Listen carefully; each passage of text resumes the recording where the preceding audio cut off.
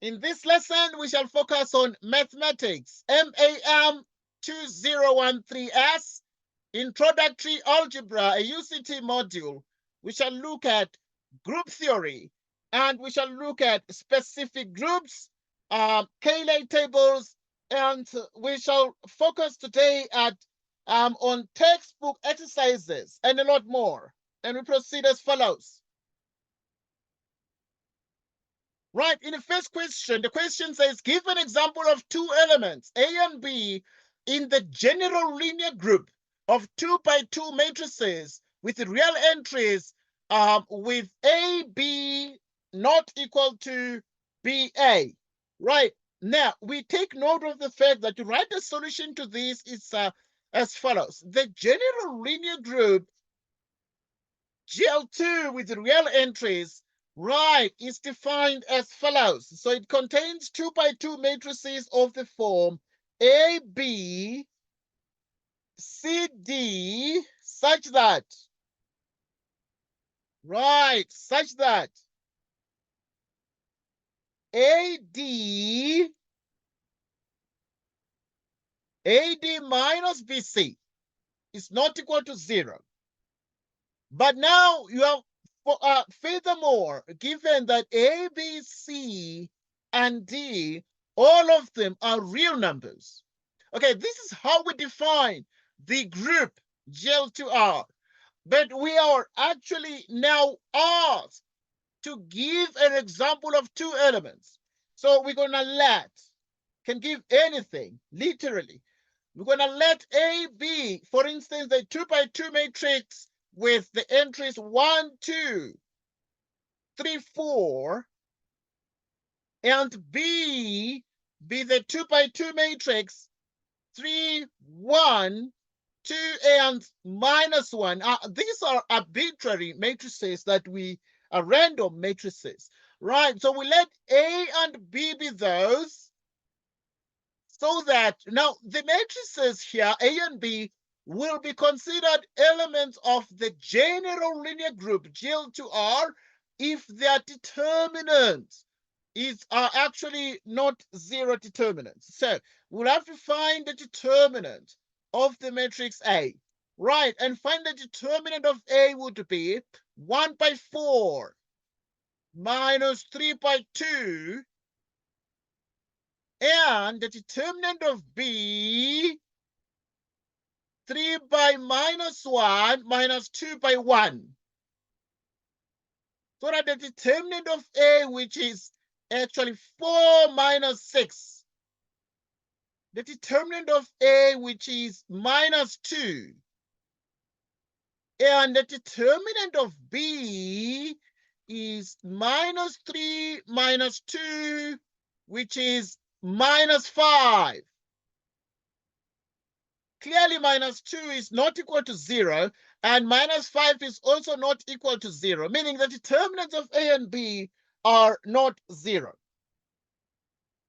Moreover, we continue to determine the product of the two matrices. So now, and the fact that these two matrices are actually having 0 determinants, so that indeed we can confidently say the matrices A and B are elements of the general linear group GL2R.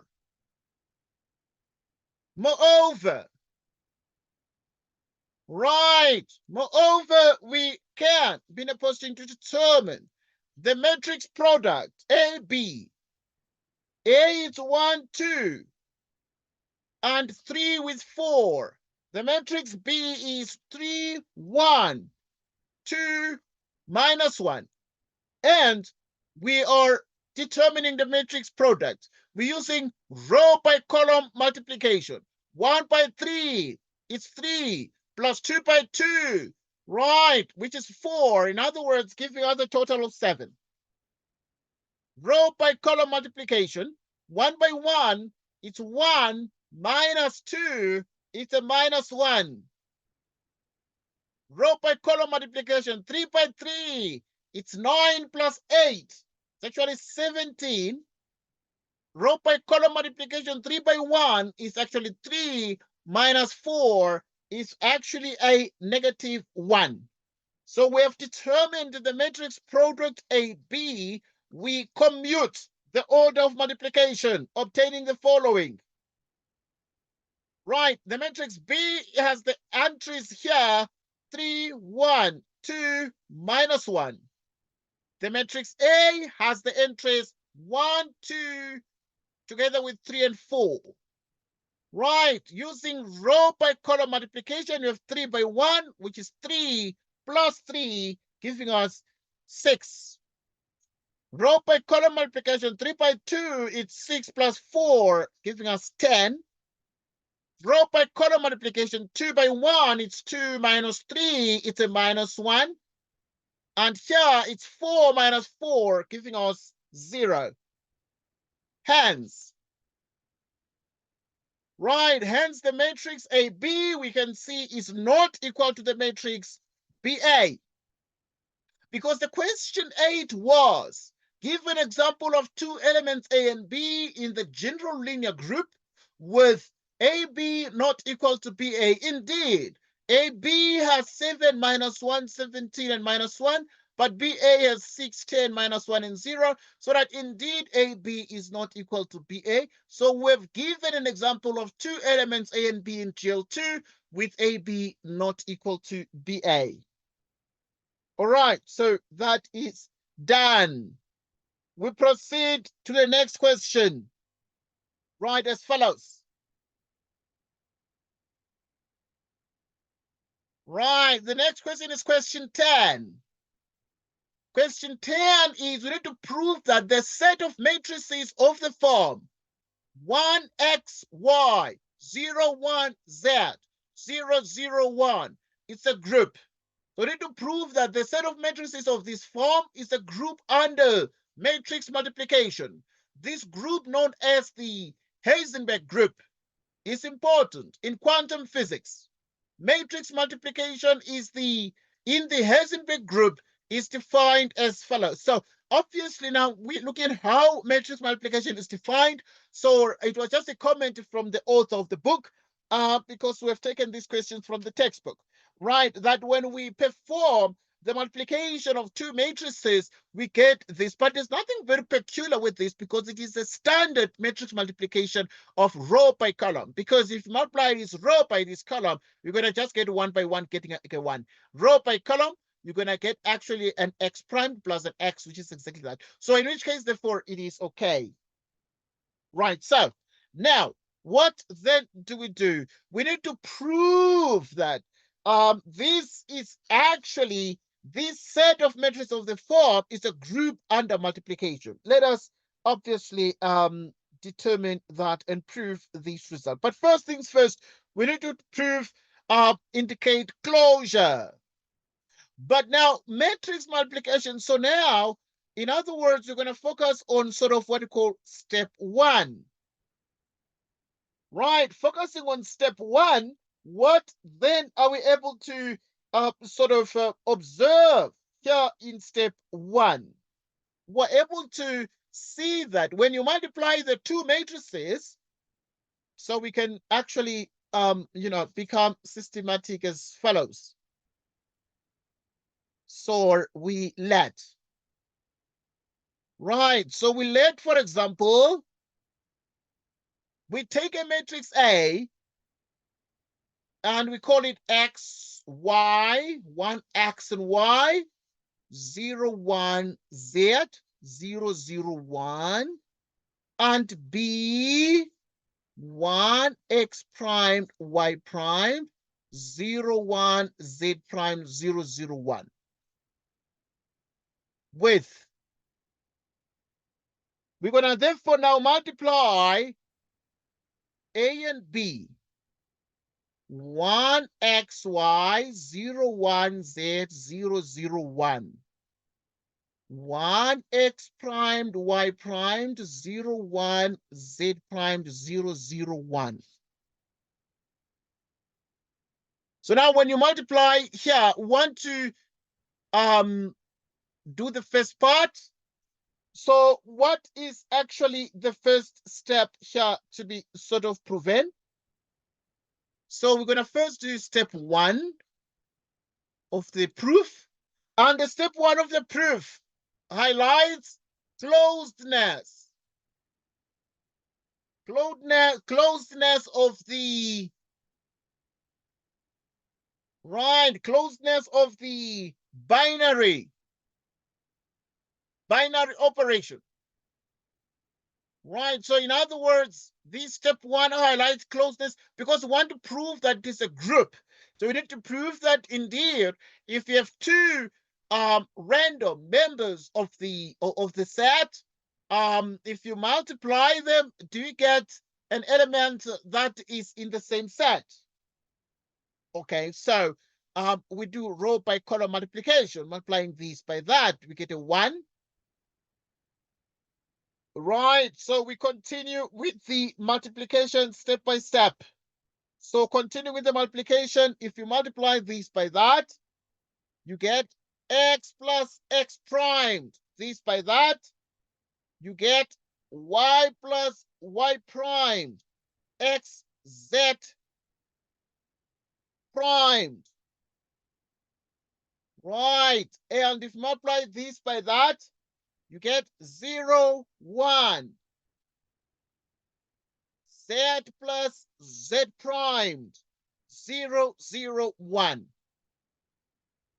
Right, so in other words, we get this particular matrix, which is actually consistent with the fact that these particular matrices are of the given form.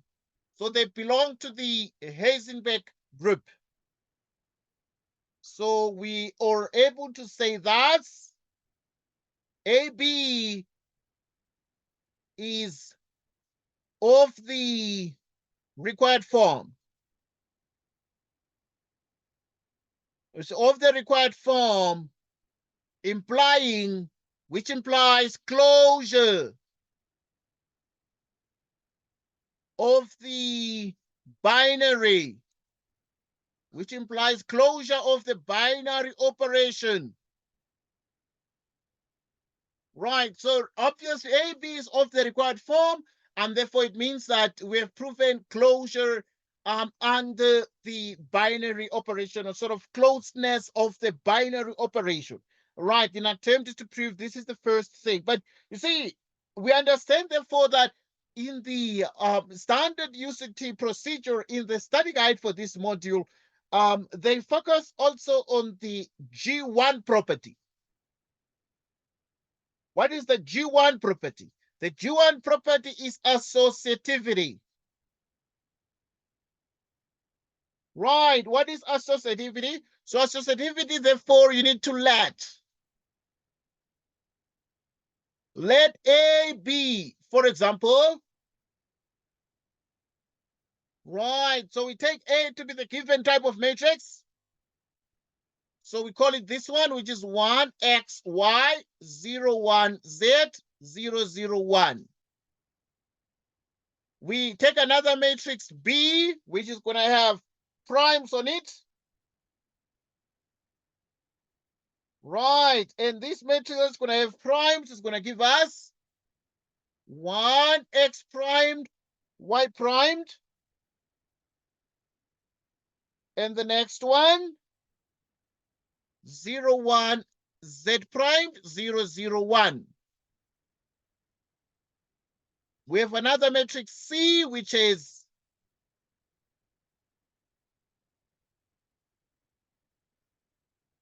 1x double primed, y double primed, 0, 1, z double primed, 0, 0, 1.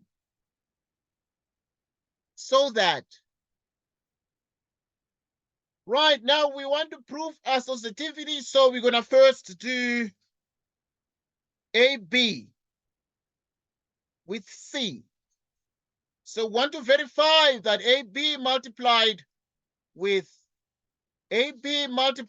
C is the same as A with BC, like that. Okay, so we want to verify this.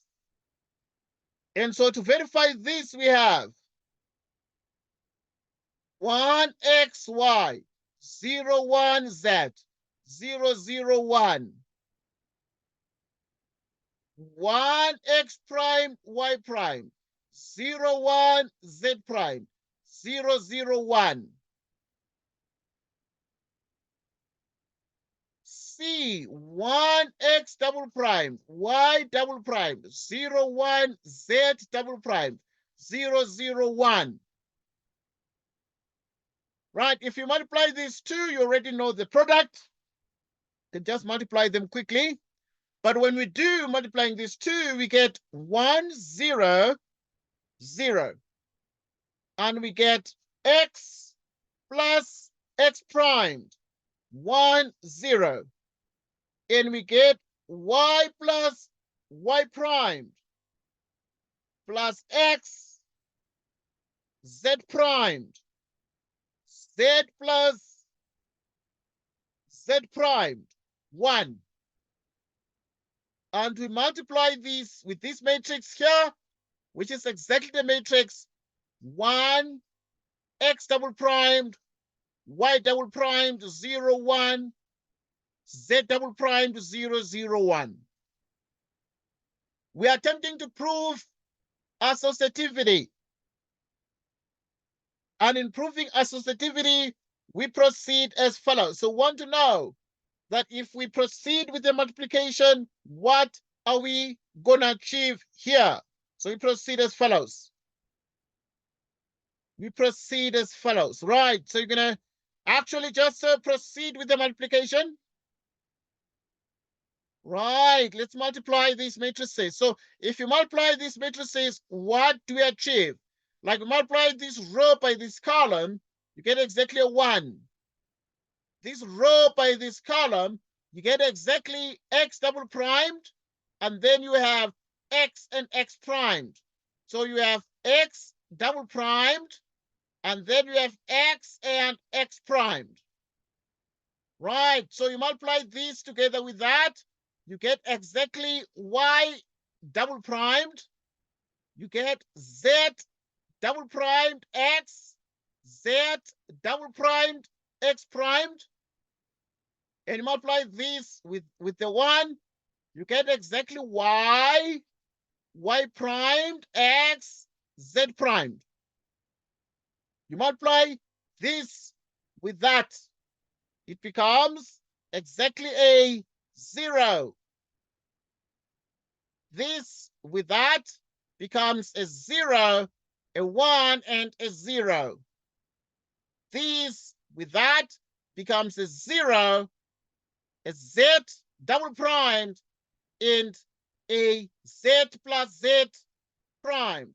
So in other words, this becomes exactly what? It becomes z double prime plus z prime. To multiply this with that, you get 0. This with that, you get 0. This with that, you get exactly a 1. Okay, so obviously, this matrix here, right, is of the required form, but most importantly, we actually therefore have obtained, want to determine if this is true. So determine if this is true. In other words, want to know that if multiplication is associative. So that now we found AB times C, but want to check if A times BC, if that is the same result. So we proceed as follows. So obviously, it is this is very true because matrix multiplication forms a group. A together with BC, meaning our A is 1xy, 0, 1, z, 0, 0, 1. But we're going to put the matrix B, which has the first primes, x primed, y primed, 0, 1, z primed, 0, 0, 1. And the C is 1, x double primed, y double primed, 0, 1, Z double primed, 0, 0, 1, close parenthesis. 1x, y, 0, 1, z, 0, 0, 1. We multiply these two. You do row by column multiplication, getting a 1, getting exactly what? So you multiply this by that, you get x double primed. And then you add to that x primed. You multiply this by that, you get y double primed, x primed. Okay, let us check carefully here. Okay, we have a couple of entries to multiply, so we need to make sure we don't get things confused. Multiply this with that, you get the 1, and here you get x primed, and we get here x double primed and x primed. This and that would be y double primed, and then you have exactly x primed, z double primed, plus y primed. Right, so that is if you multiply this with that. Then multiply this with that, getting 0, 0, 0. Right, multiply this with that, you have 0, 1, 0. Multiply this with that, you have 0, z double primed, together with z primed. Right, so you multiply, you have 0, z double primed, together with z primed. This with that, you have a 0. This with that, you have exactly a 0. This with that, you have a 1 there. Okay, we continue with the multiplication. Right, so now we multiply this with that. Then we have exactly a 1. And this with that, you get exactly what? You get exactly x double primed, x primed. And then let's write that one first. So you get exactly x double primed, like so. If you multiply this with that, and then you get also x primed. Then when you multiply this with that, you get exactly an x, and the y by 0 is 0. Multiply this with that, getting exactly, multiply 1 by this, it's going to give us exactly y double primed, x primed, z double primed, y primed. Then you multiply, that is 1 times this, then x times that, times the z's. So you have x, z double primed, x, z primed, and then you multiply y by this, which is actually a y, like so. Then multiply this with that, which is a 0, and a 0. And then we have a 0, a 1, and a 0. You multiply this with this, a 0, a z primed, z double primed, z primed, plus z. Multiply this by that, you have a 0, 0, 0. Here you have a 0, 0, 0. 0, 0, 1. Let us check this. So here at the bottom, in the bottom, you have 0, 0, 1 for the AB in brackets times C. You have 0, 1, and also here you have 0, 1. The second row from the bottom, or also the second row from the top, it's 0, 1. Then we have Z, Z primed, Z double primed. Right, we have Z, Z primed, Z double primed with the 0, 1. So indeed, the second row is the same. Here you have 1x, x primed, x double primed. Right, so 1x, x primed, x double primed. And then now you have this one. How many terms are here? 1, 2, 3, 4, 5, 6. 1, 2, 3, 4, 5, 6. Indeed. And obviously you can then say hence AB is equal to AB times C. Right, so you have that AB times C is actually the same as A with the BC. So that multiplication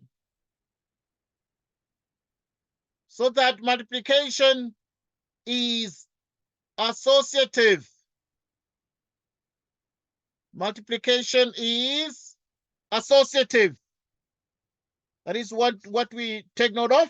Multiplication is indeed associative. Okay, so that is the G1 according to the UCT property. So normally it's the group axiom 1. It's axiom 1, associativity. And then, obviously, I mean, they're calling this axiom 1 because there is another axiom that is assumed, the closure of the binary operation that we did first. But that one is not, normally it's not regarded as one of the axioms because if you're speaking about a binary operation, it means closure. Okay, closure of the property. Okay, right. So now, according to the UCT approach, there is group axiom 2, G2. And G2 is of the unit element. Right, so the unit element. So the unit element is that element that when you multiply unit elements, AE is A is equal to EA. Okay, this is how this is in the study guide for the module. Right, so now this is what exactly we need to show.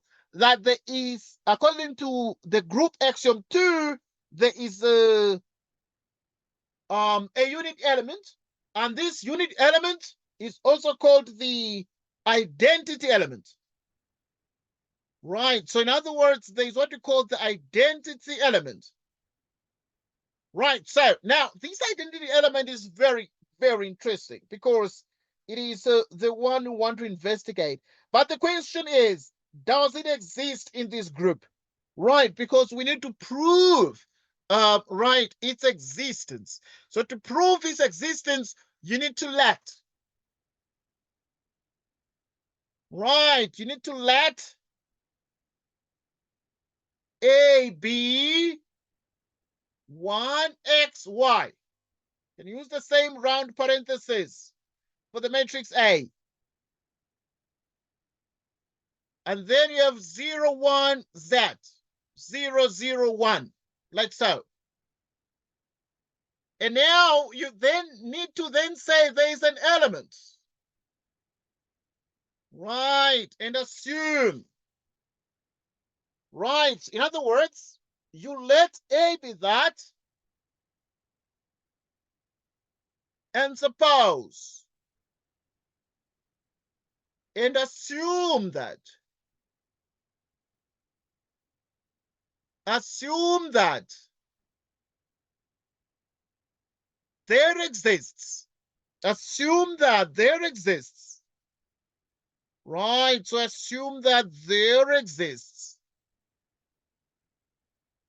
There exists an element. An element B, which is 1x prime, y prime. 0, 1, z prime. 0, 0, 1. So you assume there are these two elements, and these two elements are what? Are the two elements A and B, but what do they do? According to the group axiom 2, these elements are such that when you multiply them, so there's going to be an element A with B, and then you simply get A in the same way that when you multiply B with A, you simply get A. And we're interested in finding that element. But we do not know yet if the inverse exists, right, for every element.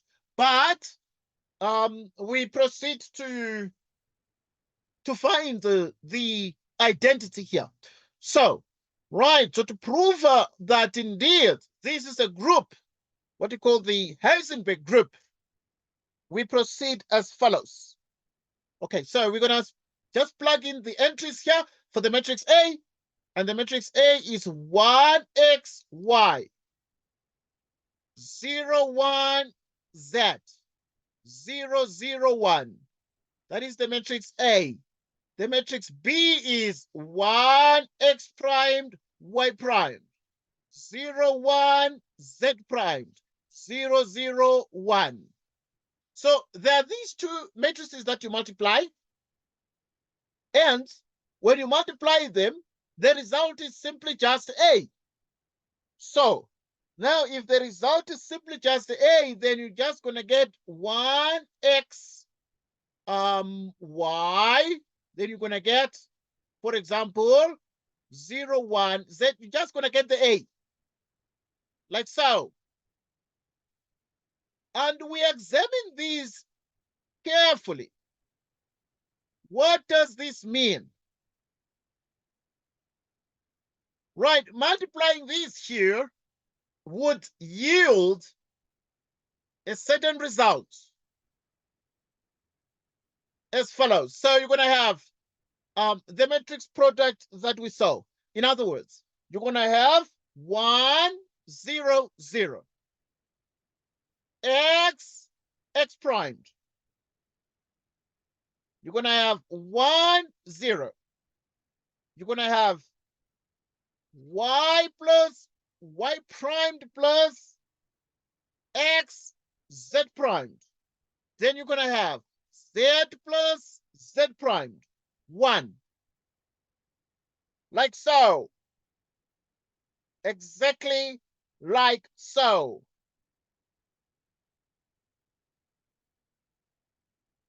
Okay. Okay. Right, this is what we achieve.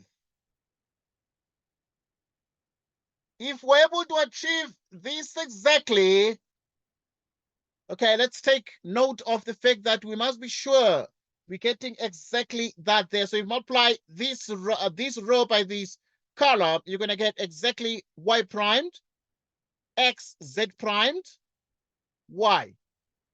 Good. And this is 1xy, 0, 1, z, 0, 0, 1. Okay. We want to manipulate algebraically and get some results. For example, what are we able to achieve out of this? Okay, if two matrices are equal, we can then compare the entries. We want to be in a position to find this matrix B. To find this matrix B, we must be able to obviously determine the entries of this particular element. Right, determine the matrix here. So in other words, we want to determine okay, there are a couple of ways, obviously. I mean, we are dealing with the matrices of this particular form, and that is why we take B to be of this form, but you can similarly take B to be a more general matrix anyway. Right, so that in the end, by matrix, by comparing the entries, you have exactly the following, right? You would have x plus x primed is equal to x. And also, that is when you compare this with that. Y primed x, z primed is y. Okay, 1 and 1. Then you also have z with z primed is z. Okay, so let us see what to get here.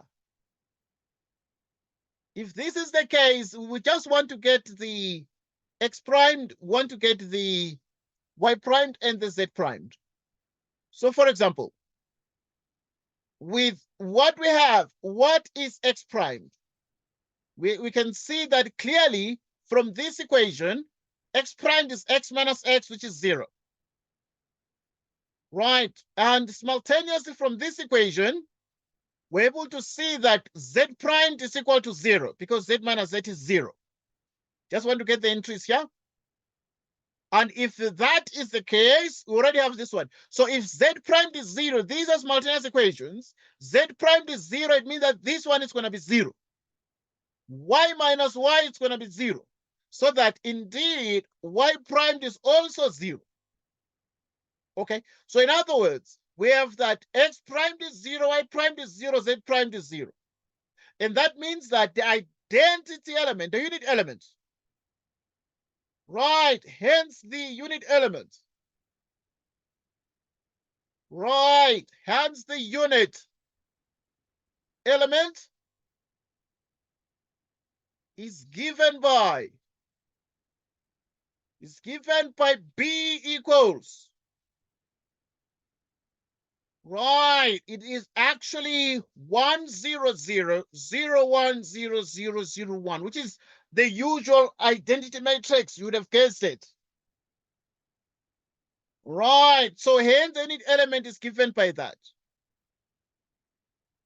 Right, and thus for every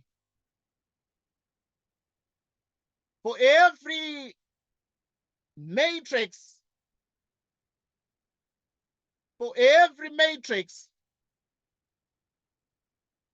A, there exists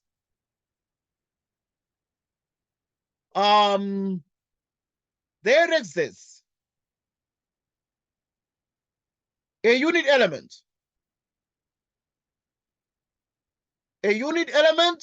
or you can call it the identity element,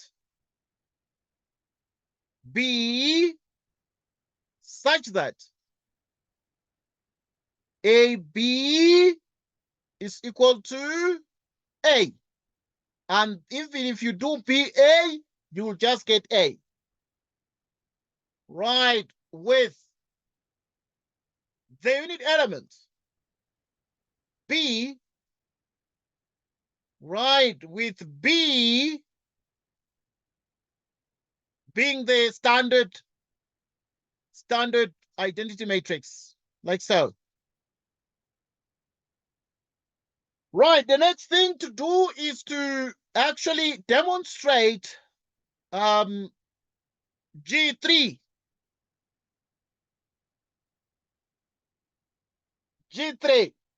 which is the... I want to ask. Yes, please.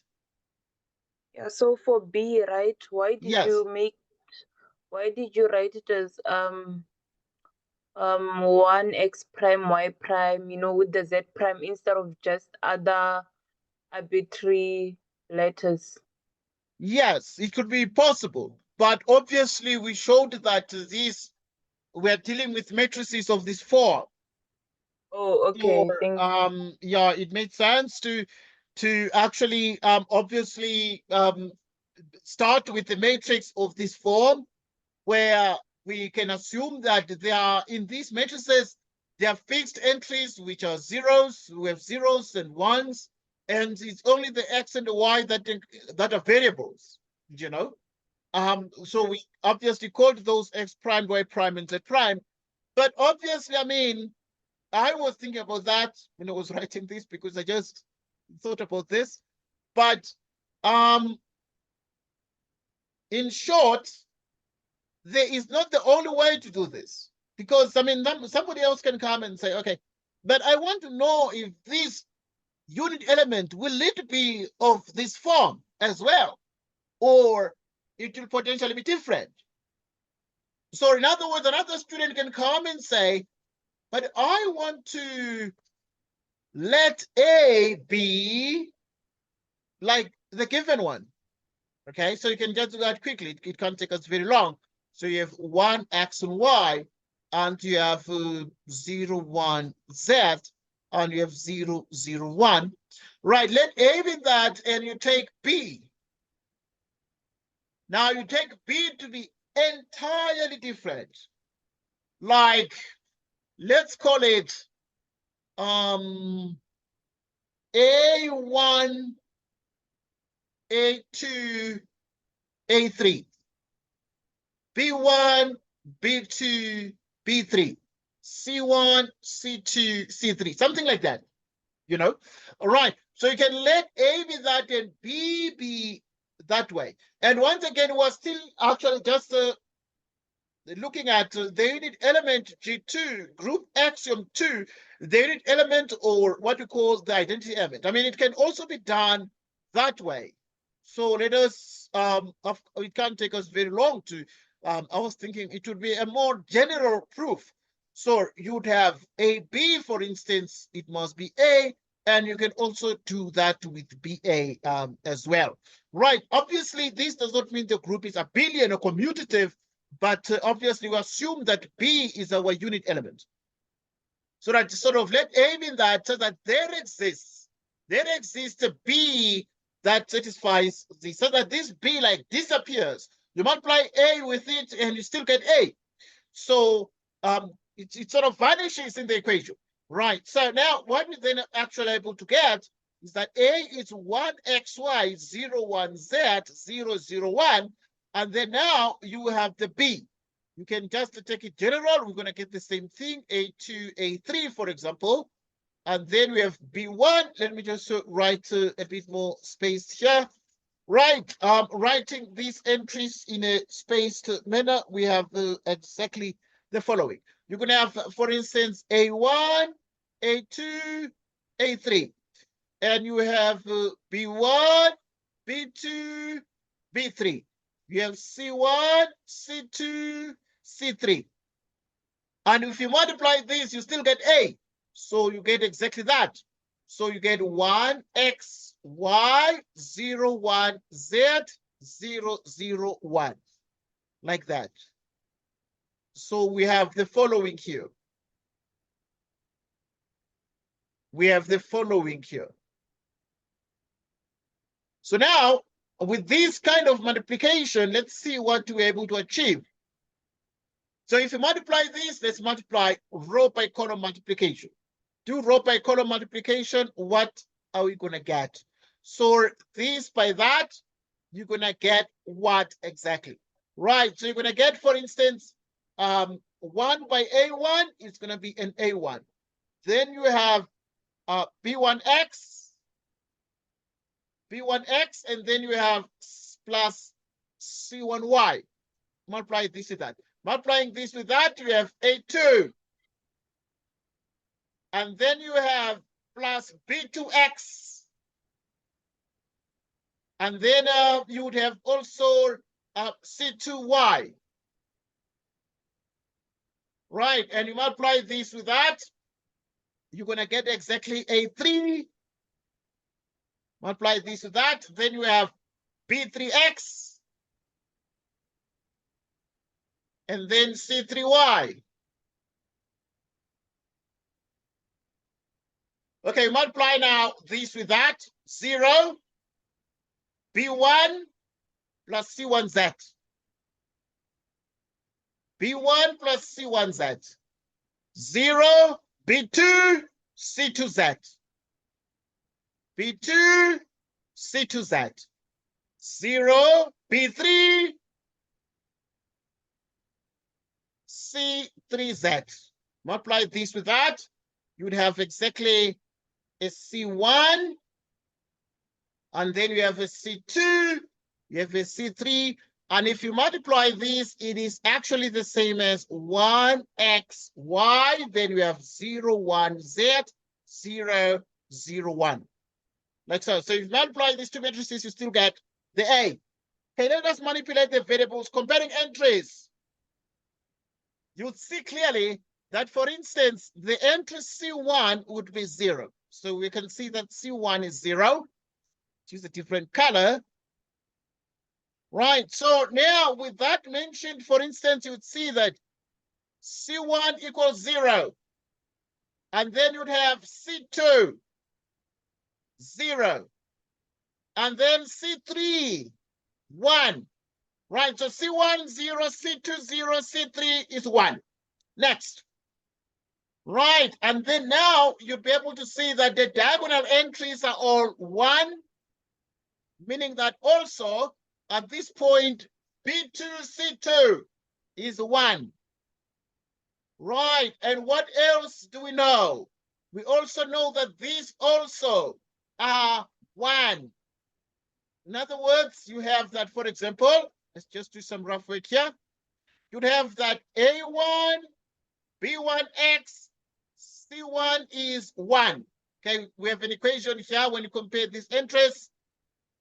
Simultaneously, we also know that B2, C2Z equals 1.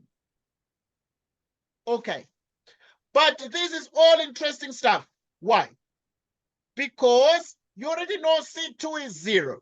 You plug it in here so that this one cancels, and that gives us B2 equals 1. So we have B2 is 1. But when you check this one here, C1 is 0. So that is going to disappear. Right. And we have that B2 is 1. And then let us check B1. Okay. So you compare this one. So you also have B1 plus C1Z is 0. You already have that C1 is 0. And that means that B1 is also 0. Right. So if B1 is 0, we have that B1 is 0, C1 is 0. That means that A1 is 1. Next. So we've been able to achieve some of these. The ones that we've got, I'm going to put them in circles. So we've got that A1, we've got, for instance, we've got that our A1 is 1, our B1 is 0, we've achieved. Our C1 is 0, we've got. Our C2 is 0, we've got. Our C3 is 1, we've got. Our B2 is 1, we've just got. And we have our A2, for example. Right, so A2 is going to come from this one. So if we check here, A2, B2x, C2y. Okay, this one here is x. But if you check very carefully, you have the following. What is C2? Right, C2 is 0. So if C2 is 0, this is going to be 0. What would B2 be? B2 is exactly 1. But what else do we have? For example, what do we have as A2? So you're going to actually update. Okay, but we know that B2 is 1. So that if B2 is 1, you're going to have what? Showing some algebra, A2 plus x is x, and that means A2 is also actually a 0 there. So now it means that we've already got A2 also as 0. And now we need B3. Right, so what is B3? You can just do some rough work here. B3 is going to be obtained from this one. So we know that B3 plus C3Z equals what? Equals Z. Now, what is B3? That's what we need. But what is C3? We've already got that C3 is what? C3 is exactly a 1. So if C3 is 1, that's what we got. C3 is 1 here. So that this is exactly Z minus Z. C3 is 1, you see, which means that B3 is 0. We got that B3 is 0. We just need to get A3, which is going to come from this. But B3 is already obtained right from that. So we have that, for instance, A3 plus B3x plus C3y is equal to what? This is equal to y. But we've already got that C3 is 1. But we've already got that also B3, right? We got that B3 is 0 here. So if B3 is 0, this is going to disappear. C3 is 1, so this is going to cancel, giving us A3 equals 0. So in other words, what have we got? The only entries that are 1 are in the main diagonal. Like C3 is 1, we've got this one. C3 is 1. B2 is also 1, we've got.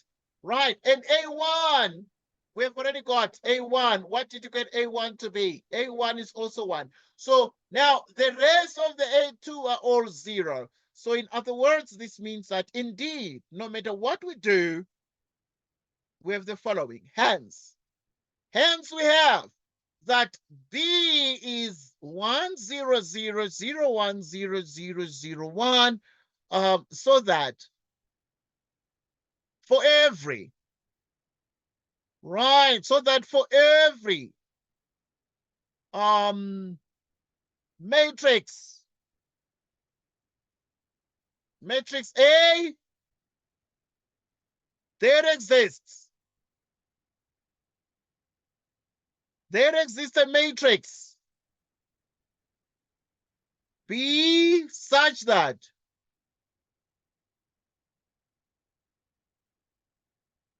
AB is A, and this is BA.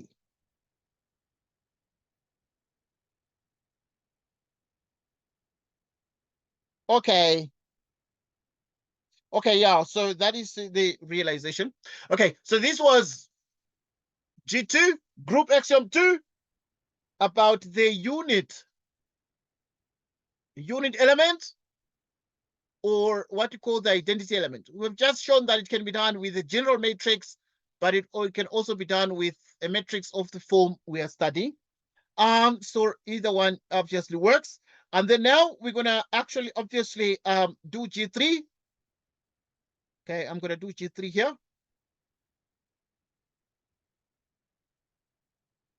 Right, so now we do G3, and G3 is the last part of the group axioms. And now G3 is about the inverse.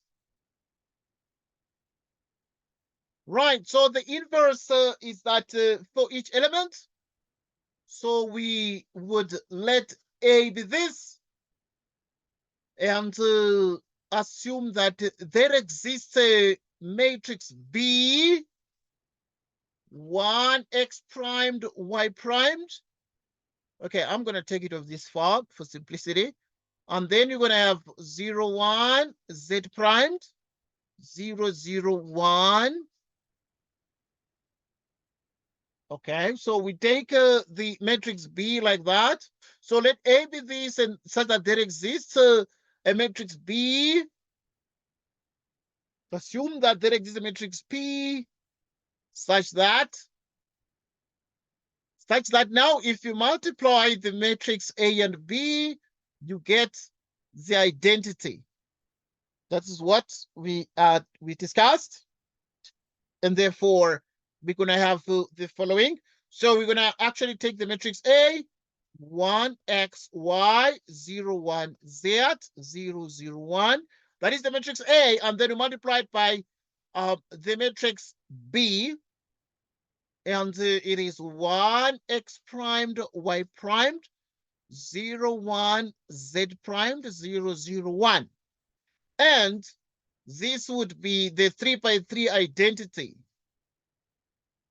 like that. So in other words, right, proof that the set of matrices of that form is a group under matrix multiplication. Right, so we have to prove the existence of the inverse, such that if you take the matrix A, there is a matrix that we don't know how it exactly looks like, but it is of the form of the matrices we are studying. But if you multiply the two matrices, you get the identity. Right, so now we then proceed to, we need to find actually this matrix B. We need to find this matrix B. So how do we get this matrix B? There are a couple of ways to do that. So we can simply multiply this. Right, so we already know the product of this. So let us find quickly the product. If you multiply this, you know it's going to be 1, 0, 0. X primed, y primed, z primed,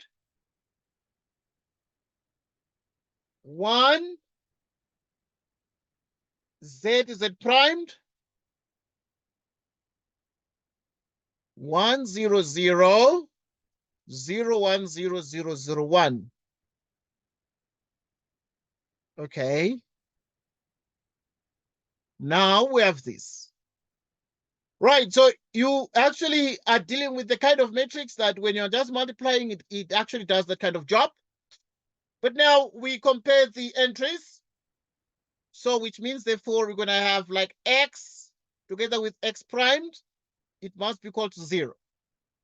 And then also we have y primed, xz primed is 0. And then now you have this. And then now you also have the z with z primed equals 0, like that. Okay, so we just are dealing with the variables, and we have the 3 zeros there.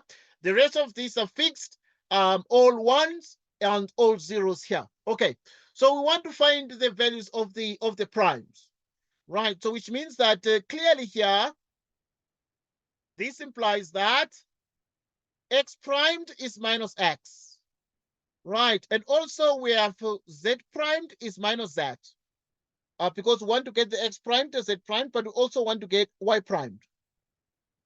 Right, so if y primed is minus y minus xz primed.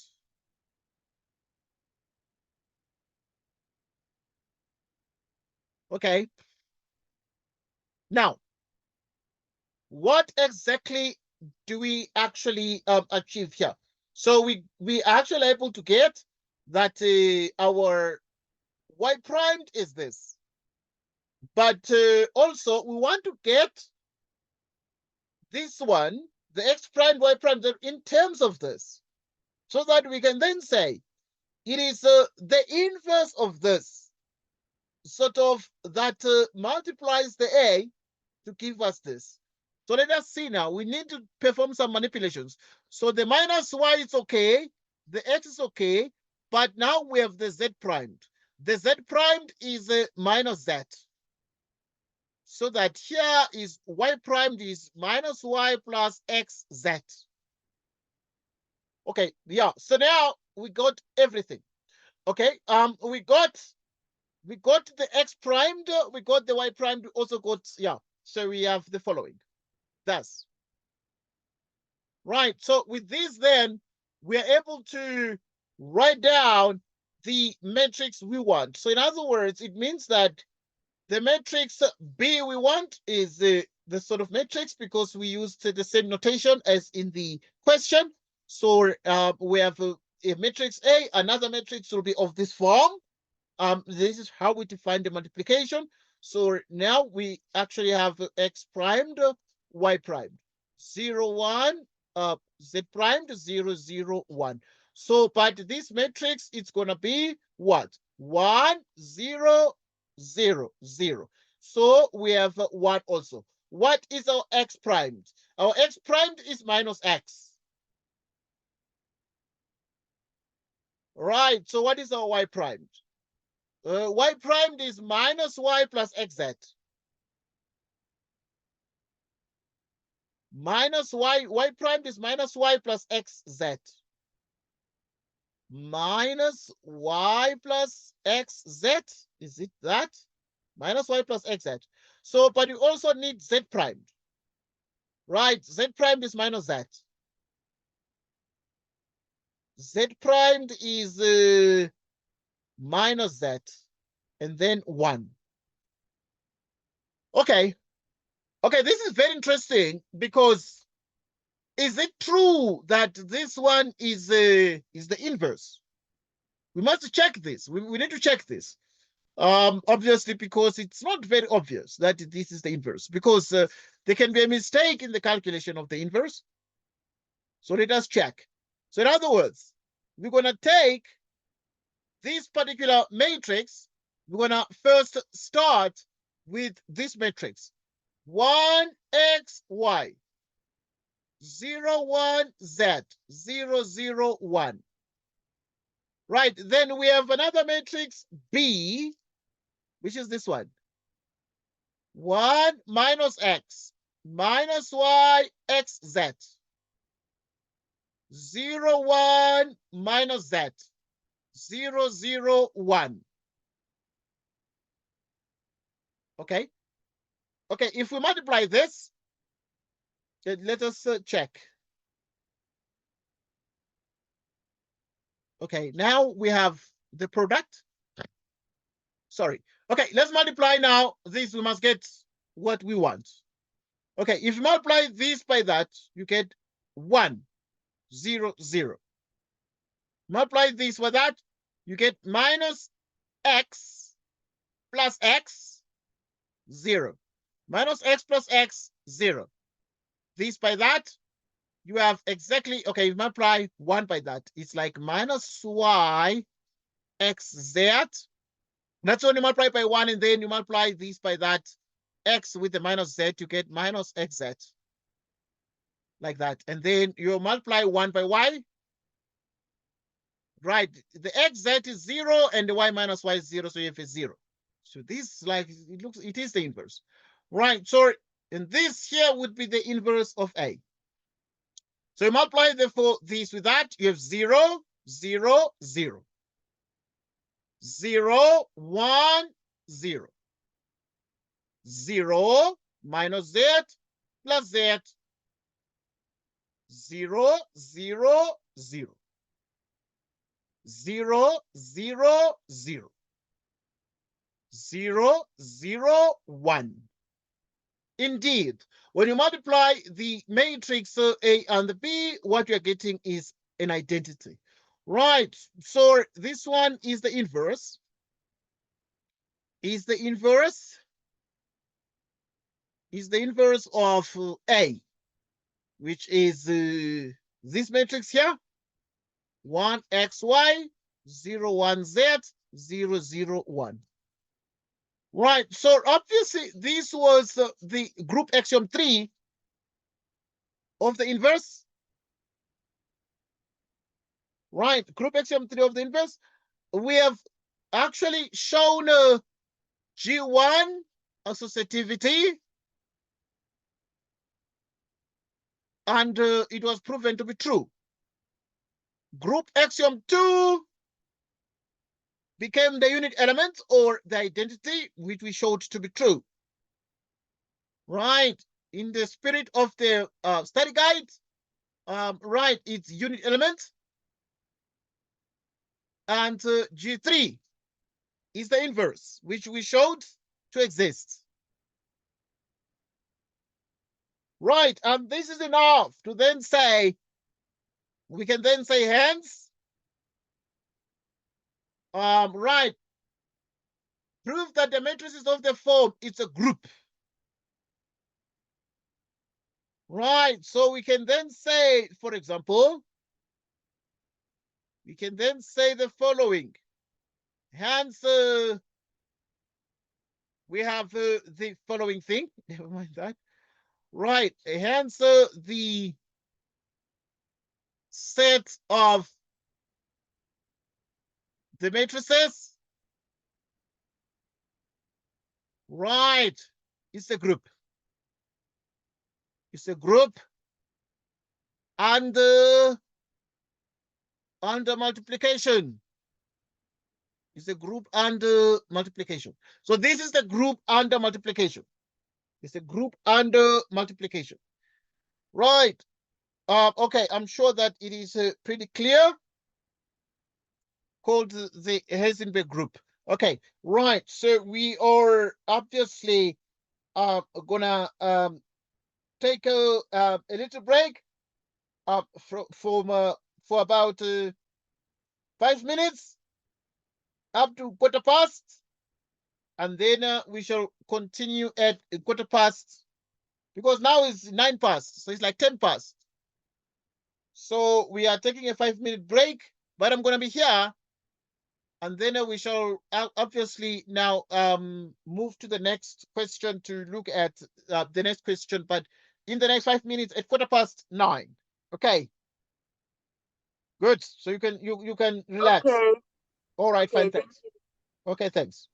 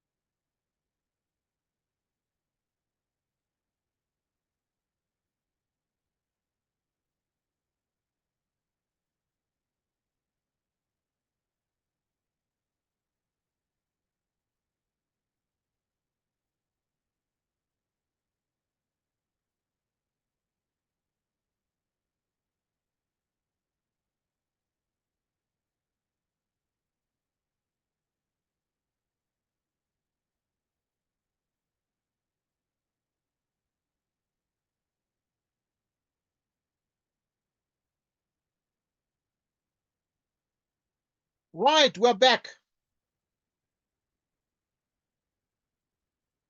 Thank you. Right. Yeah. Okay, thank you. We're focusing on question 11. And question 11, it's just very similar to what we've been talking about. And it's saying prove that the determinant of AB is actually equal to the determinant of A times the determinant of B. So we need to prove this in GL2. You're right, in GL2R. And so to prove this, we need to understand this in context, because this is normally proved in linear algebra. The proof of this uses elementary matrices in linear algebra. So it is essentially proven using elementary matrices in linear algebra. But right now we are studying groups, and they're saying we need to prove this but now it is specific that it is not just anywhere, but it is in GL2R. So in other words, we need to focus on the types of matrices we have in GL2R. So we need to consider the kinds of matrices. So we let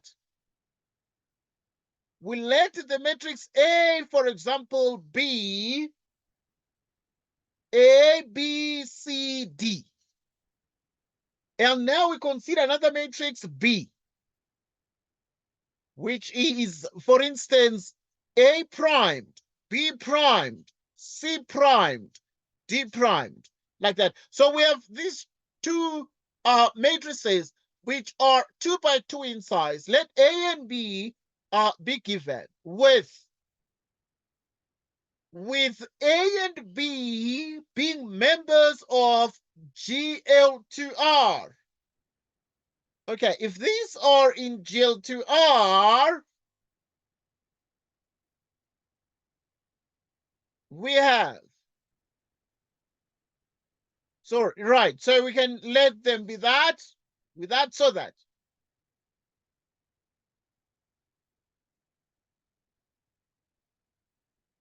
Right, so that we have the determinant. Right, so that we have the determinant of A, for example. Right, so clearly the determinant of A is, we cross multiply here, getting AD minus BC, and the determinant of B,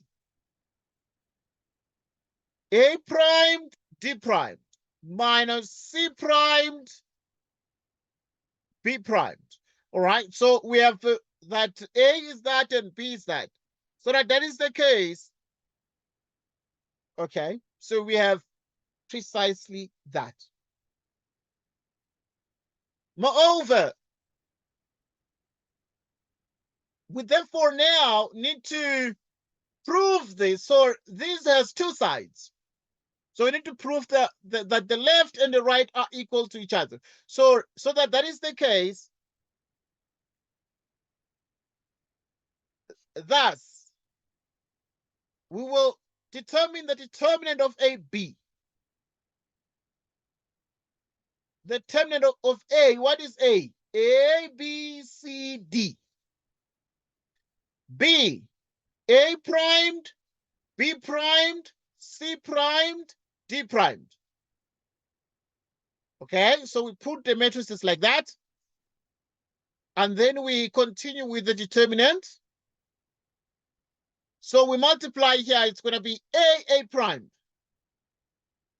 And then A, B primed. B, D primed. And then multiply this with that, which is C, A primed. D, C primed. C, B primed. D, D primed. Like that. Okay, so we have this kind of a situation. A primed. Okay, I think I need to write this clearly. Just 1 sec. Need to make sure I do not leave any entries out. So we multiply A primed plus B C primed. Like that. So we also have A, B primed, A, B primed, B, D primed, this with that, C, A primed, D, C primed, and then we multiply this with that, C, B primed, D, D primed. Okay, we have that. And then now let us find the determinant of AB. So now the determinant of this, we can easily compute it. We cross multiply here. So it is A primed, B, C primed. C, B primed, D, D primed, minus C, A primed, D, C primed, A, B primed, B, D primed. The determinant of AB. Okay, so you multiply this. Right, so, right, if you multiply this, we actually would be in a position to get the result here. Let us multiply. So what we're going to do, we're going to multiply it on the next slide so that we have enough space to simplify this. I want to see exactly what's going to happen, but obviously we expect this to be true. But obviously we're just doing the algebraic computations. So yeah, we're good. We sorted. Okay. Yeah, we could skip this one. I'll finish it off on my own because after this is just algebraic manipulation. Yes, it's just algebraic manipulations because it is a question of just showing that the determinant of AB is equal to that. So obviously, I'm sure that I trust that you did right. Nana. Please come again. Okay, because what you have, I mean, obviously, I'm sure that it will be just completed as follows. Okay, there's something I'm going to demonstrate here. Because what you need to do now is to say we've already got to A primed, then we got B, C primed, then we got C, B primed, then we got D, D primed, minus, then we have C, A primed, and we have D, C primed, and we have A, B primed, and we have B, D primed. Okay, as you're saying, I'm sure that this then it's just opening brackets, etc. distribution. So that is A primed, C, B primed, A primed, D, D primed, B, C primed, C, B primed, B, C primed, D, D primed, minus C, A primed, A, B primed, minus C, A primed, B, D primed, minus D, C primed, A, B primed, minus D, C primed, B, D primed. Okay, so now let us check what you're getting here. I'm sure that obviously then we have AB. Let us see what you're getting here. So now I'm expecting some things. We're expecting some things like A primed. Is there any A primed? There's A primed, but also there is CB primed. And then there is CB primed, which is this. So this one cancels out.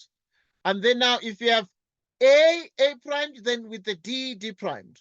Okay, let us check that one. A primed, D primed. Let's see, does it appear anywhere else? Okay, it appears that this one does not quite as such appear, but what then appears exactly? Right, so it appears that A primed, D primed occurs only once. Right, let's check here. Okay, it appears only once. Right, so now let us check here. Like this one is A primed, D primed. Right, so if you have A primed, D primed. It occurs how many times? Also, D primed, C primed, B. Okay, D primed, C primed, B. D primed. Okay, let's see. D primed, C primed, B. It appears that this one cancels out and leaves us with this one, A primed, D primed, plus B, okay, is then B, C primed, B primed. Okay, so it appears that the B, C primed, C, B primed is like, I'm seeing it only once. Okay, we're going to check if these things repeat. We have C, A primed, B, D primed, minus D, C primed, A, B primed. Okay, we have this.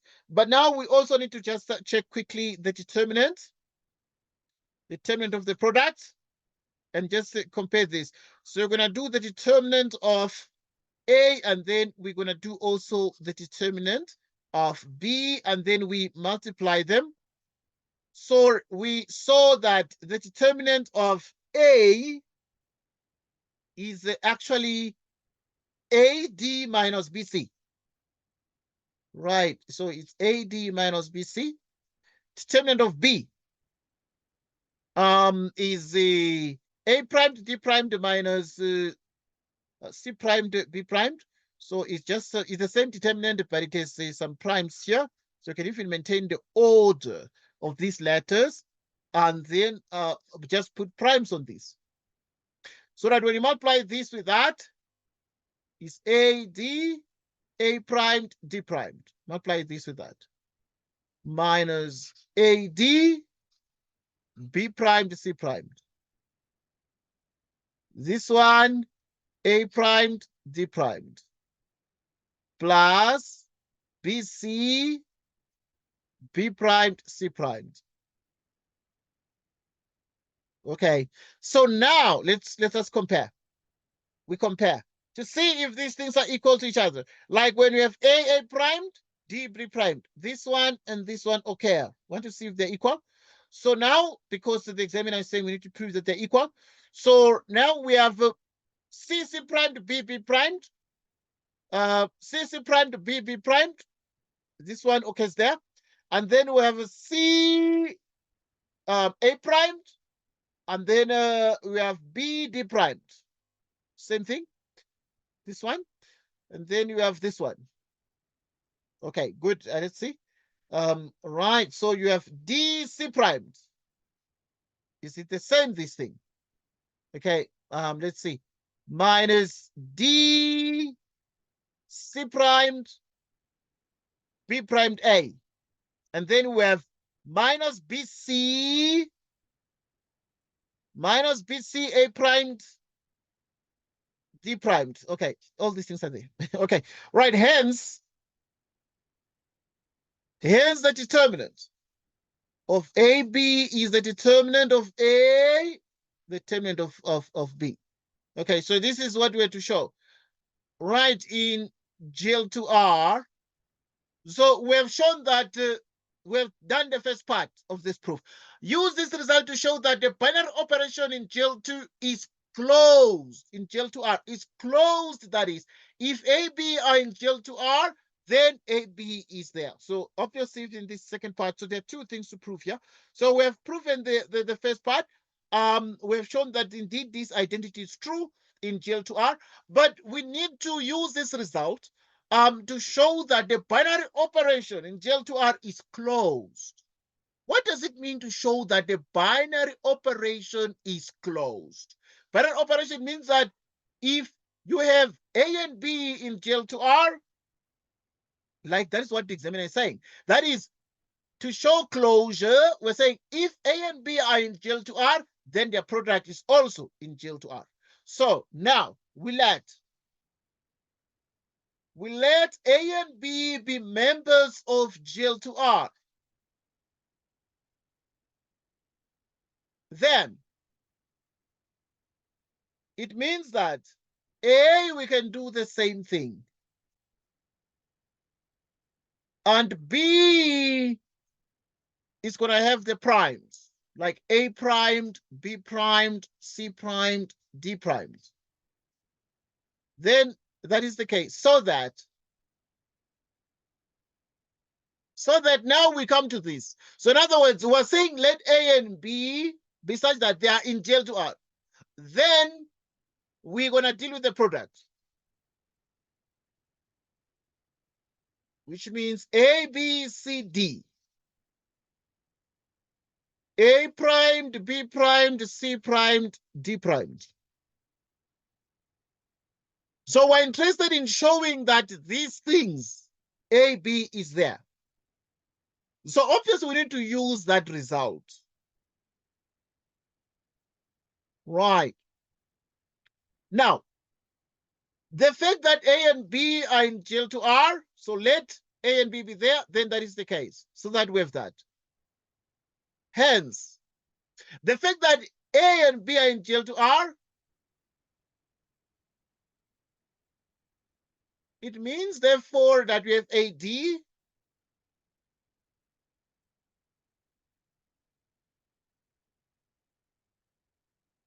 AD minus BC.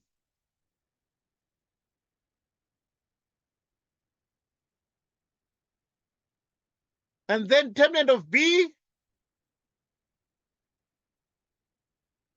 minus C primed, B primed.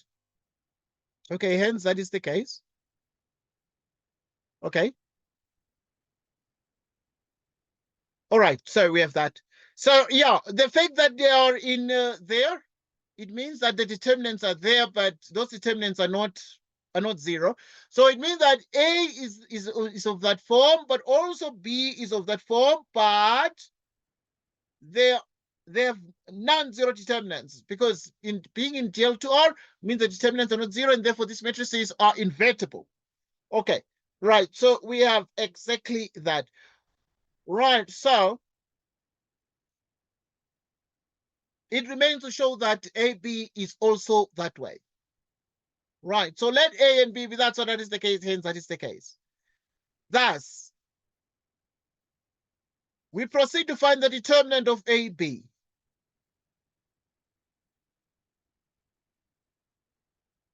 So we have the determinant. Right, the determinant of A is A, B, C, D.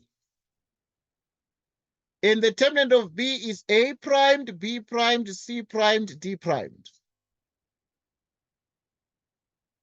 Okay. According to these, because we need to use this result, we don't need to prove the results again. But what is very important, we need to just argue that this determinant of AB is not going to be zero. But you already know, because we have already proven, that this determinant of AB is the same as the determinant. So we can start, we can write it properly. We can make sure that it relates to actually so the determinant of AB, which we want to show is not zero, is the determinant of A times the determinant of B. But now, according to the result above, because A and B are already there, we would not even write them out as matrices either way. But it follows, therefore, that this particular determinant is not zero. So in other words, thus the determinant of this is not zero, since the determinant of A is not zero, and the determinant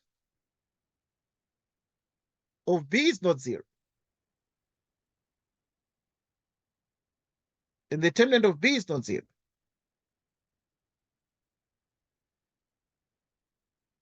Okay, so in other words, it means that for the determinant of A is not zero, and the determinant of B is not zero. So that the determinant of this is not zero, since the determinant of A is not zero and that of B is not zero. So that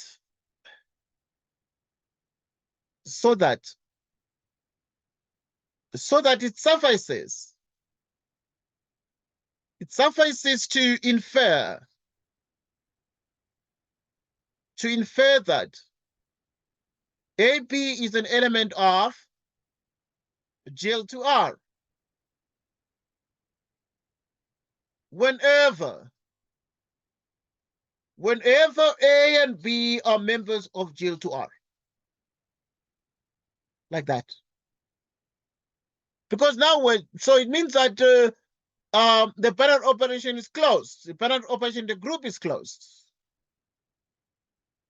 Hence, the binary operation on the group GL2R is closed. It's closed. Okay, yeah, we're good. So yeah, we have done 11, and then we move to the next question.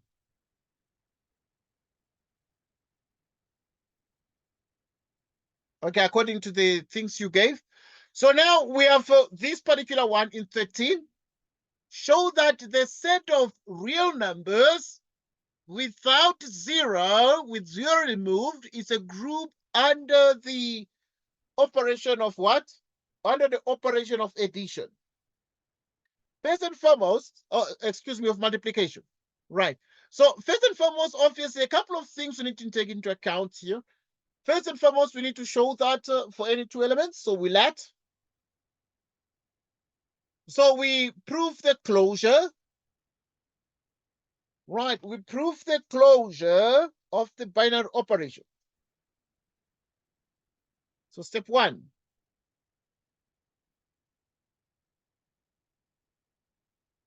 Right.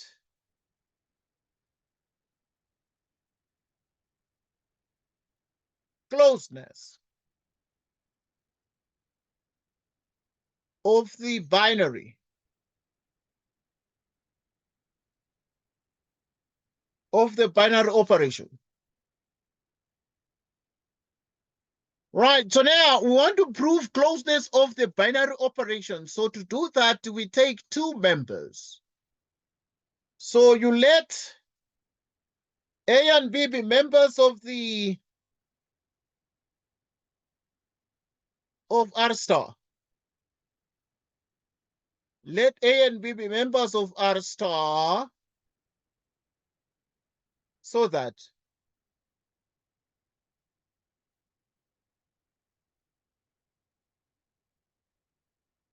let A and B be members of R star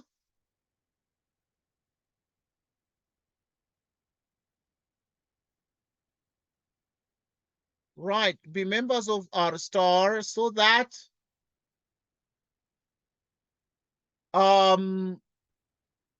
AB, because it's multiplication, AB is a member of R star.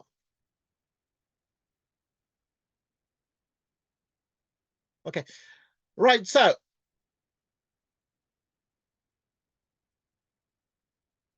okay, yeah, let that be the case. Let A and B be in R star so that AB is in R star. How do we know this? How do we know this? How do we know that if you multiply, if you have two real numbers, then their product is a real number? How do we know this? Obviously, it is true by the, which is an element of that, since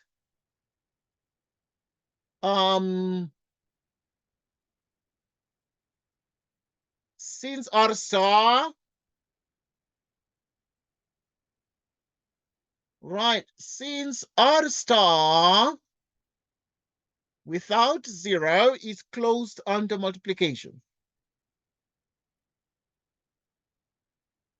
Right, since R star without zero is closed under multiplication.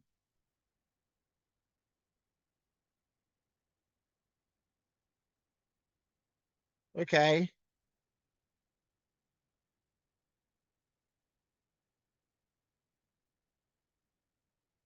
Okay, now let's look at the second part. Okay, the second part, I'm going to resort to the UCT mode of doing things in the study guide. There's what you call the group axiom 1, which is associativity. Associativity, according to the study guide. So now, associativity, that is what we need to establish if it is true. But for that, you need 3 elements. Let A, B, C be elements of R star, so that we have A, B, C. Right, we have A, B, C. Okay, all right, we're here.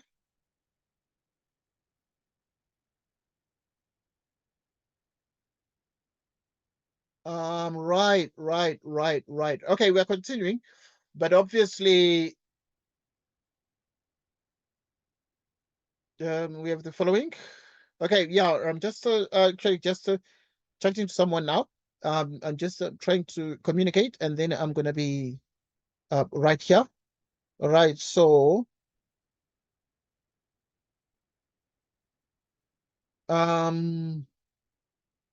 all right, I'm trying to communicate to someone. All right, so that we can continue.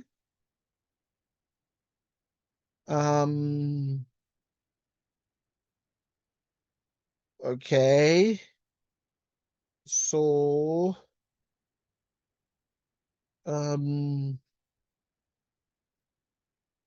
right.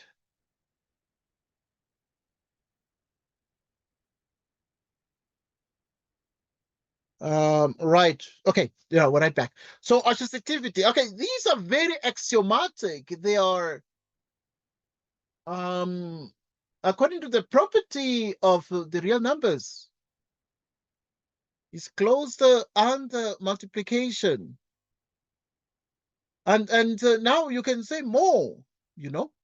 So let A and B be in R star, so that A B is in R star, since R star is closed under multiplication. And also this associativity follows naturally. Right, so that AB times C is the same as ABC.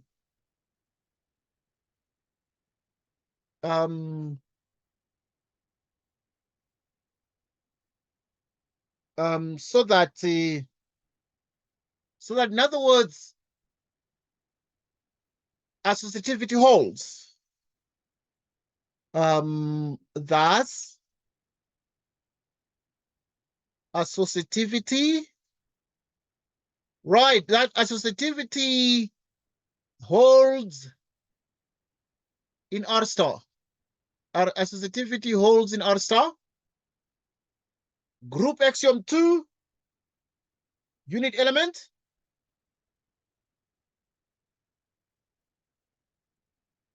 Unit element. You need 2 elements, A and B in R star. Then now unit element means that we do what we did before. Like when you multiply A and B, you just get A. In the same way that you multiply B and A, you just get A. And then now you are just assuming the B is sort of a unit, and we make the effort to find the B. So the question is therefore, in other words, we have an equation like this. AB is A, and we need to solve for B. What is B out of this equation? What do we do? Okay, how can you solve for B here? If, okay, right, you can use AB minus A equals 0. There are too many ways, but we are not, we don't deal with inverses yet. because you could think that we can multiply by the inverse both sides, but yeah, we don't deal with inverses yet. But this is multiplication, so you can write it as b minus 1 equals 0. And this means what?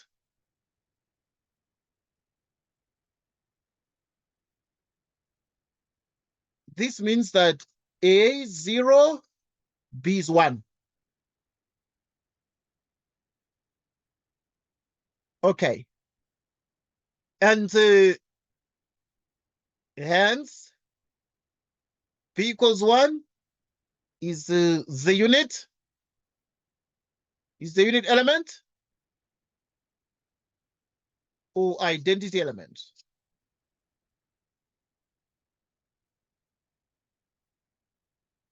Okay.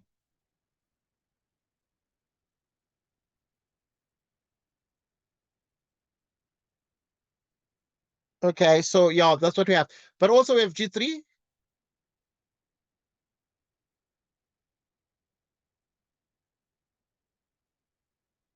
Inverse elements. Okay, let's do the inverse element next. So we've seen that we have the identity element is 1. So 1 to get the identity element, then we can move to axiom 3. Right, which is the group axiom 3, and group axiom 3 is G3 about the inverse element. Right, so the inverse element means what? Okay, inverse element means that you have you need two elements. Let A, B be elements of what? Be elements of R star. Then when you multiply these two elements, you get the identity. And then we're interested in finding the inverse. What is the inverse of A? The inverse of A is, we assume that there exists some element B. Okay, we can write it in full. The lecturer might be that kind of a strict lecturer in this kind of module. Sometimes you see there are proofs here, so they might wish to make sure that the statements just are as in the standard definition of a group. So you can take these one by one and say, let A be in R star, and assume that there exists an element B in R star such that there is an element B in R star such that AB is the identity. Okay, so the question is, what is this particular element? So want to solve for B, want to find B from this equation. So we can do this. Right, we can do this.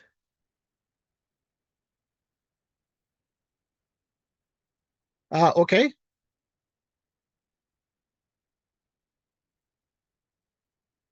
Which means that we have 1.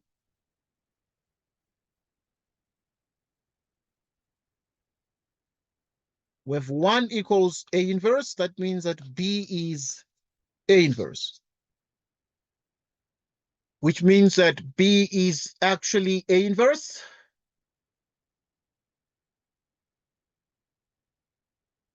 Hence, we are able to say B is A inverse. Thus, for every element A in R star, there exists an element B in R star such that A, B is 1, with B being actually the multiplicative inverse of A. And this element B is also in R star, like that. Okay, now we have shown this, and we're able to conclude because we have shown that the group action 3 holds true. Thus, R star, which is R without 0, is a group. R without 0 is a group. It's a group and multiplication. It's a group and multiplication. Okay, I hope that is very clear, and then we move to the next question. We move to the next question. Yeah. Okay, good. Let's see what the next question is, because I loaded the questions. Okay, the next question is question 14. Right, question 14 says that given the groups R star and Z, R star we've just seen that it's just a set of real numbers without 0, and the integers. And now somebody is forming the Cartesian product. Cartesian product of R star and Z, and they're forming a new set G. Define a binary operation on G by the following. Show that G is a group under this operation. So first, we must show that closure. So now, step 1. Step 1 is closure. Closure of the binary. Closure of the binary operation. Right, closure of the binary operation means that you need to take 2 elements and then show that the result is indeed there. So you let. Right, so you can let AM, you can just take the ones they've given here. Bn, because the elements in G be elements of G. The elements of G are ordered pairs because they're members of a Cartesian product. So let A, like that, these 2 elements be in G, so that.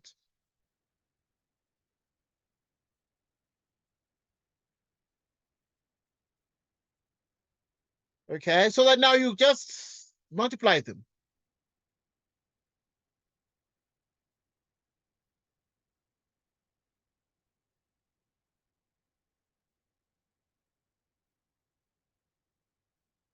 AB, M plus N.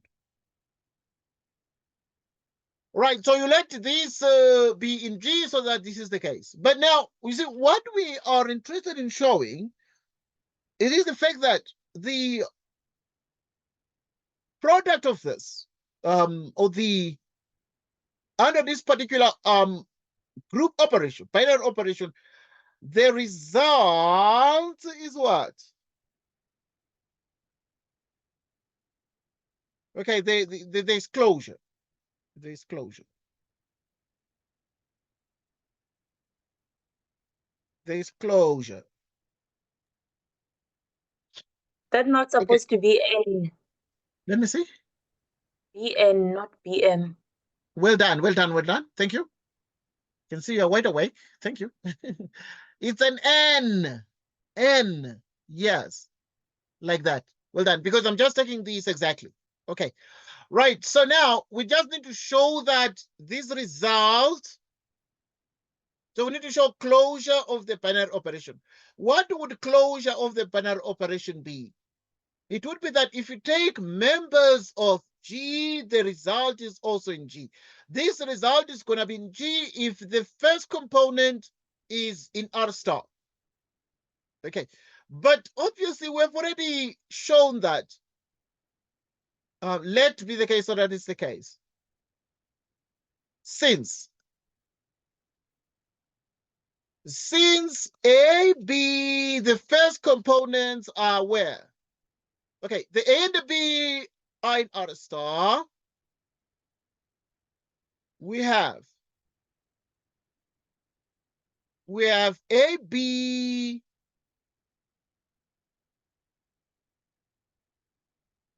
since the A and B are in R star,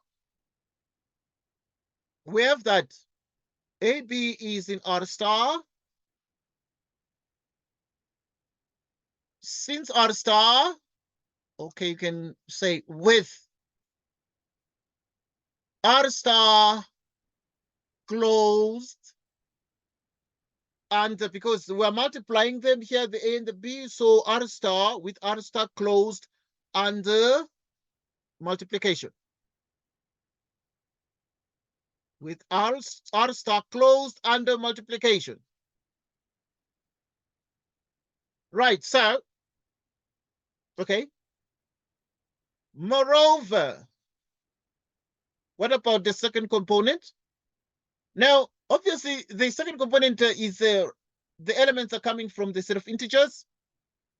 Moreover, for Mn in Z, if we add this, so moreover for M and N in Z, it follows that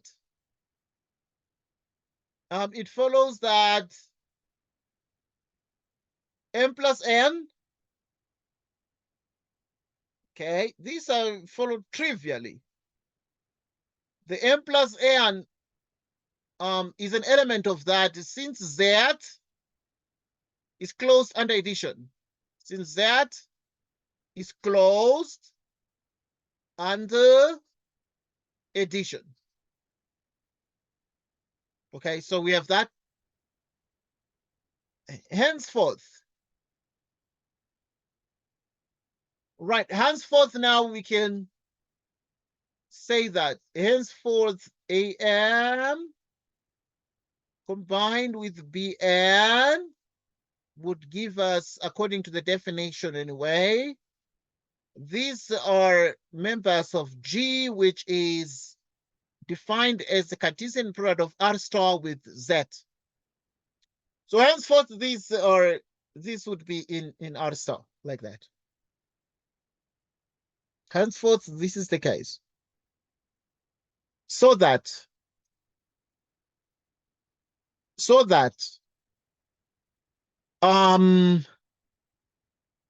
closure of the binary operation follows. Closure of the binary operation follows. Right, so yeah, we good. Okay, yeah, okay, now we are gonna, because now it's just group, we need to show that it's a group. So we resort to the default way of reasoning, group axiom 1, associativity, according to the study guide, because I was looking at the study guide and earlier on. And group axiom 1 is associativity. We need to show associativity. Right, so obviously now we can take the 2, but we need 3 elements for associativity, so we let. So the first one, we're going to take AM, BN, we need to this one now, can call it PQ. And these be elements of G. So that, okay, so that now we just combine them.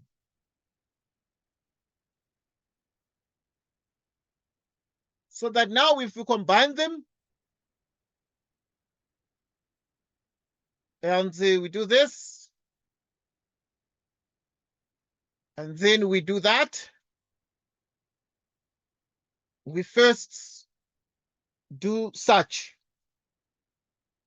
And then we will do it in 2 ways. We first do this one, and then we show that it is equal to the other one.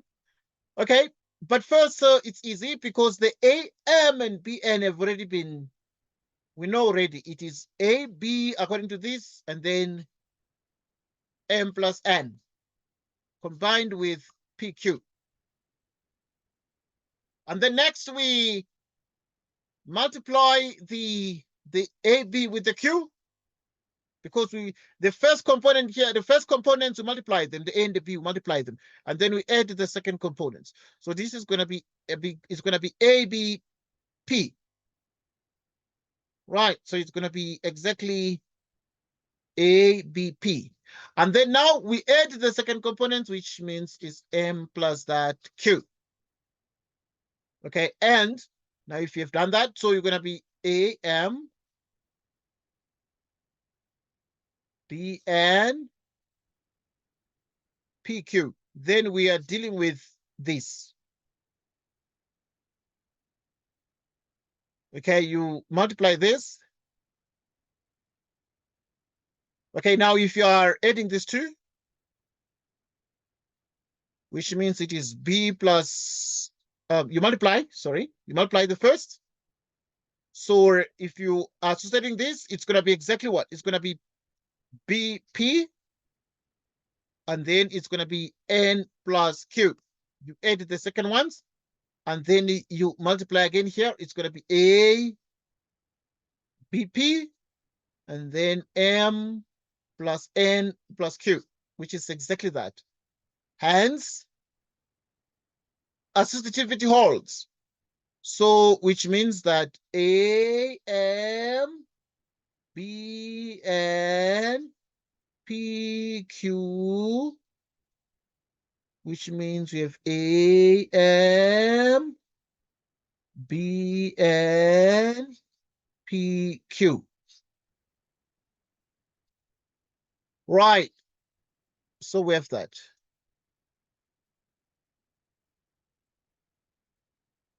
Okay.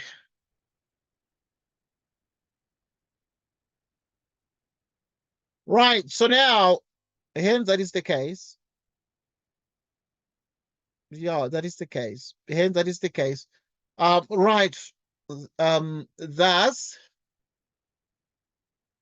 associativity holds.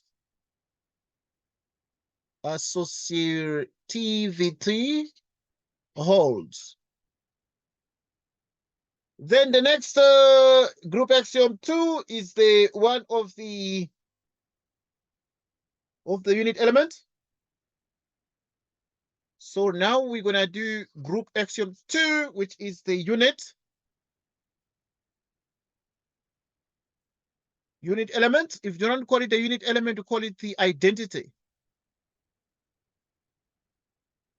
Identity element. Okay, it's very interesting. How will identity element look like here in this particular set? That is not a group yet. We are still proving. So obviously we need to let AM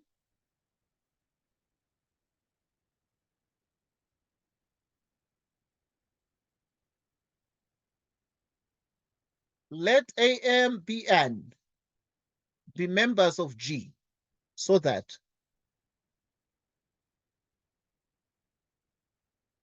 let AM BM be members of G.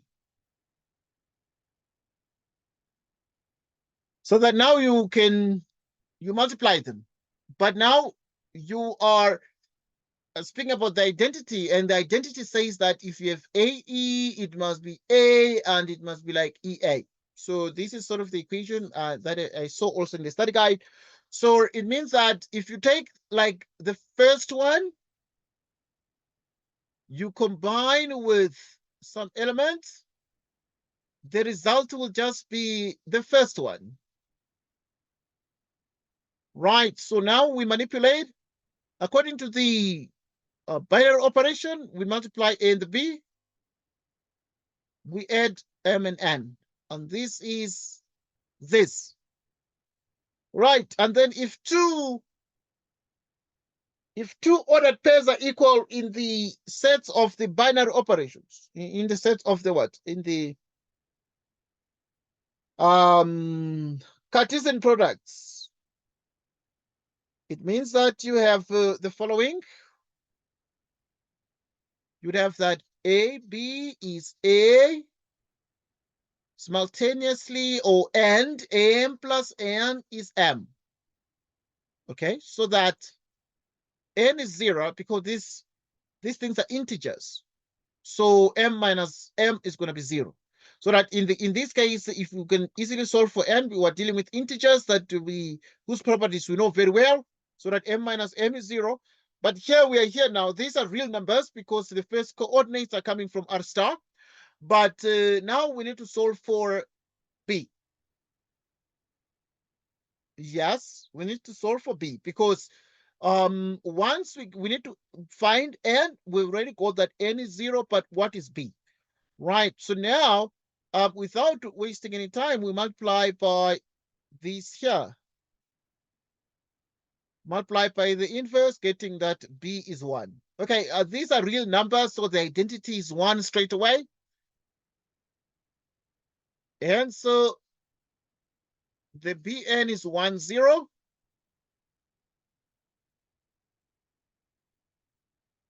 The bn is 1, 0.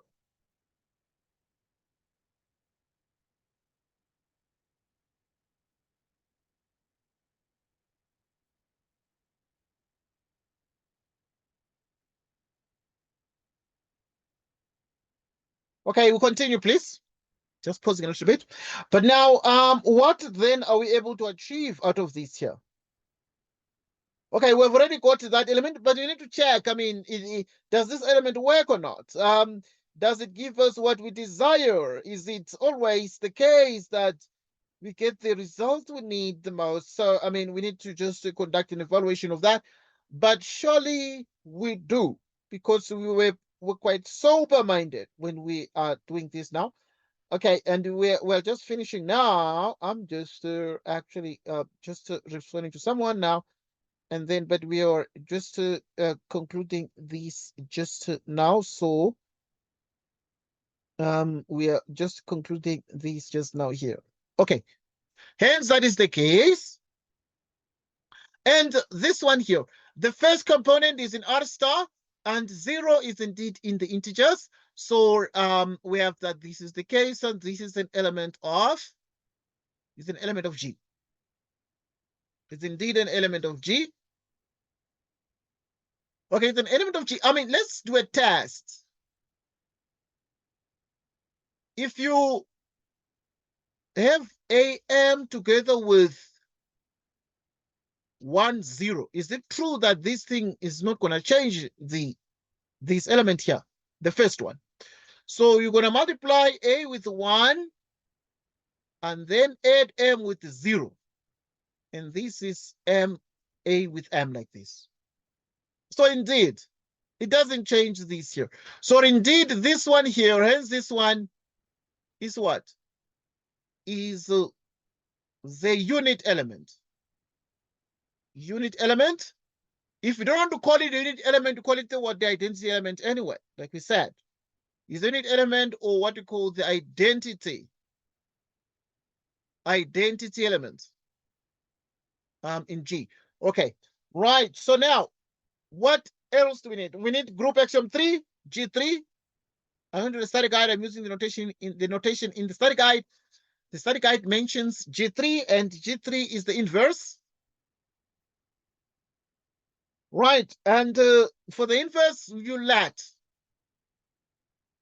So you're going to let AM be in G with.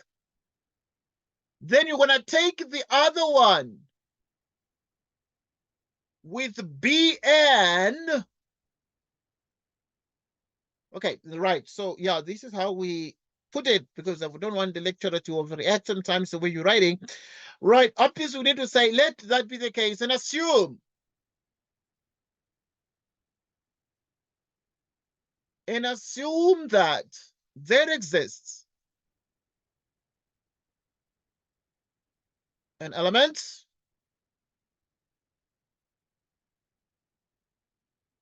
Pn such that,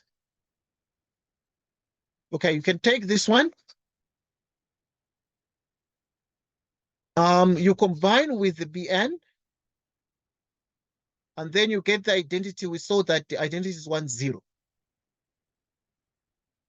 which means you multiply this 1, 0, which means that AB is 1 and M plus N is 0. All right, you need to find the B and the N. B is clearly A inverse. We've demonstrated that. And clearly our N we need to find is minus M. And we have the following conclusion to make. Hence what? Hence the Bn is equal to A inverse minus M. And this would be a member of G because this is an R star and the real numbers have multiplicative inverses in R star. And also the integers have their negatives in the set of integers as well. So the minus M is also an element of that. So this is an element of G with A inverse in R star and also Z and also minus M in Z. And minus M in Z, like that. Right, so. Okay, so we have that. Okay. Okay, yeah, so we're good. Hence, this is the case with that. Okay, so we have shown therefore that this one is an element of G. So in other words, the inverse is in G. Does this inverse work? So in other words, G3 is closed under contains, well, G3 is the inverse property, and it means that there is closure under inverses or of the binary operation. Okay, right. So now you can do a check. Is this answer correct? Okay, to do a check, you take AM, you multiply with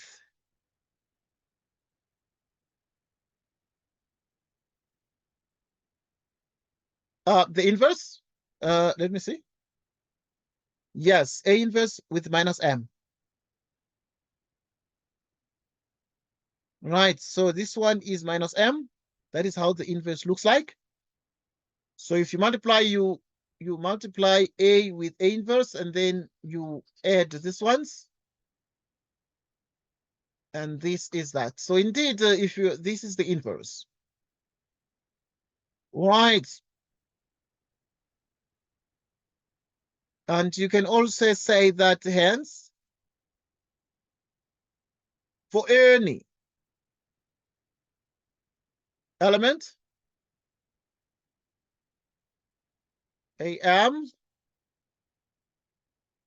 there exists an element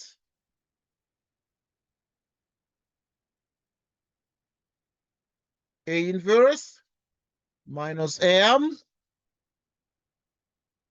such that there exists an element minus M such that AM together with A minus M is 1, 0, like that. And this means closure of the binary operation under inverses. Closure of the binary operation under inverses. Okay, right. And now we have G3 done. So because G3 of the inverses is done, and we're able to say thus we have a group. Thus G, which is R star, is a group. Is the group under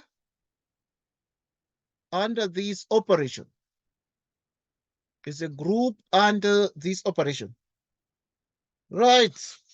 Too easy. Is a group. That's the G, which is R star. That is a group under this operation, which is AM, BN, which is AB, M plus N. Like that. So yeah, we're good. So I think that it's enough to take a little break. Okay, we're done for today. Right, we can continue tomorrow. You can advise me on the time because I'm just looking at the time. Yeah, it's just after 10. So you can advise me on the time, and then we can continue and do more of the questions, the other questions as well, because we did not like finish everything. But this question 14 is done. So because we've concluded that this G is a group under this operation. But yeah, the other questions that are outstanding. But obviously we'll advise, my plan is to do all the questions according to the list you sent until the last one. So, but obviously, you'll advise, obviously given this discussion right now. Right. We must thank you for joining us today. It was awesome having this discussion. Until tomorrow, if you're free tomorrow, if you're not free tomorrow, Friday, if you're not free Friday, because tomorrow is Thursday, if you're not free Thursday, Friday, if not Saturday or Sunday. But I mean, you bear in mind that we need 2 lessons every week. That is what is important for us. All right. So yeah, we thank you for joining us. It's awesome having this discussion. I'm gonna send the recording in the next couple of minutes. But yeah, from us, take care and have a good evening. Until next time, goodbye. Bye. Goodbye.